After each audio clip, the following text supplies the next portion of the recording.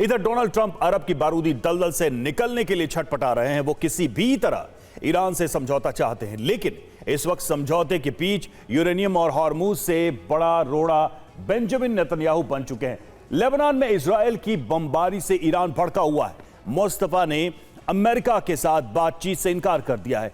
Iran ने ऐलान किया है कि जब तक लेबनान में इजराइल बारूद गिराना बंद नहीं करता है, तब तक कोई समझौता नहीं होगा, और अगर नेतन्याहू नहीं रुके तो ईरान उन्हें बारूदी जवाब देने से पीछे नहीं हटेगा। ट्रंप ने बताया कि वो लेबनान पर हमलों से नाराज हैं। उन्होंने इजरायली प्रधानमंत्री के लिए अपशब्दों का इस्तेमाल किया।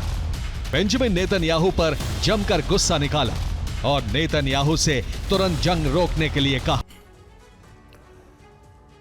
और डोनाल्ड ट्रंप और बेंजामिन नेतन्याहू के बीच फोन पर बेहद तीखी और गुस्से भरी बातचीत हुई। लेबनान पर इजराइल के बढ़ते हमलों और बेरूत पर बड़ी सैन्य कार्रवाई की तैयारी से ट्रंप नेतन्याहू पर बुरी तरह से भड़क गए। दावा है कि इस दौरान ट्रंप ने नेतन्याहू के लिए अपशब्द कहे। डोनाल्ड ट्रंप ने नेतन्याहू के आक्रामक रुख पर सख्त नाराजगी जताते हुए कहा, तुम पूरी तरह पागल हो चुके हो। ट्रंप ने बेरूत पर हमले करने की योजना पर सवाल उठाते हुए कहा, तुम आखिर क्या कर रहे हो। ट्रंप ने नेतन्याहू को याद दिलाया कि वो इजराइल में भ्रष्टाचार के मामलों का सामना कर रहे हैं और ट्रंप ने ही उन्हें बचाया है। ट्रंप ने कहा कि मेरे बिना तुम जेल में होते, मैं तुम्हारी जान बचा रहा हूं।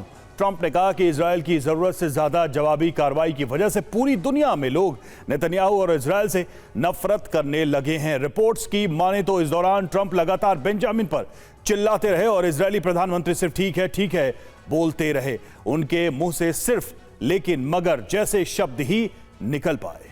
ट्रंप ने लिखा, मेरी नेतन्याहू के साथ सार्थक बातचीत हुई है।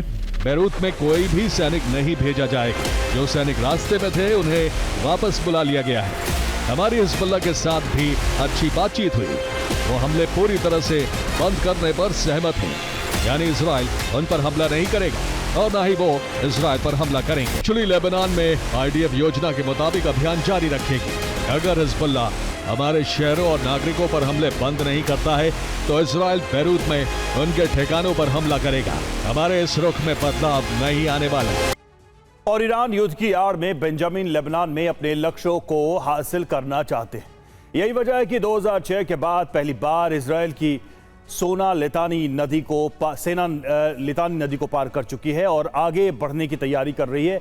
ईरान युद्ध और हार्मूज संकट के बीच इजराइल ने तेजी से लेबनान में अपनी सैन्य स्थिति मजबूत की। 18 अप्रैल तक इजराइल सिर्फ उन इलाकों को खाली करने की चेतावनी दे रहा था जो बॉर्डर से कुछ किलोमीटर आगे मौजूद है, लेकिन 30 अप्रैल तक उसने तेबनाइन और नबातियह तक के क्षेत्रों को खाली करने के आदेश जारी करने शुरू कर दिए।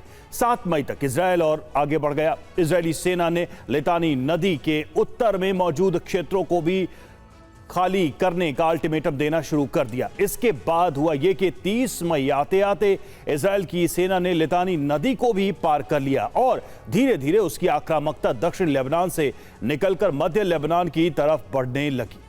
ईरान ने सभी संदेशों का लेन देन तत्काल प्रभाव से रोक दिया है। हालांकि ट्रंप की माने तो मध्यस्थों के जरिए बातचीत फिर शुरू हो गई है। ईरान ने अपना रुख साफ कर दिया है। जब तक लेबनान में युद्ध विराम नहीं हो जाता, अमेरिका के साथ कोई समझौता नहीं होगा। ईरान ने बाब अल मंदेब भी बंद करने की धमकी दी है। साथ ही इजराइल पर मिसाइल हमले की चेतावनी दी है।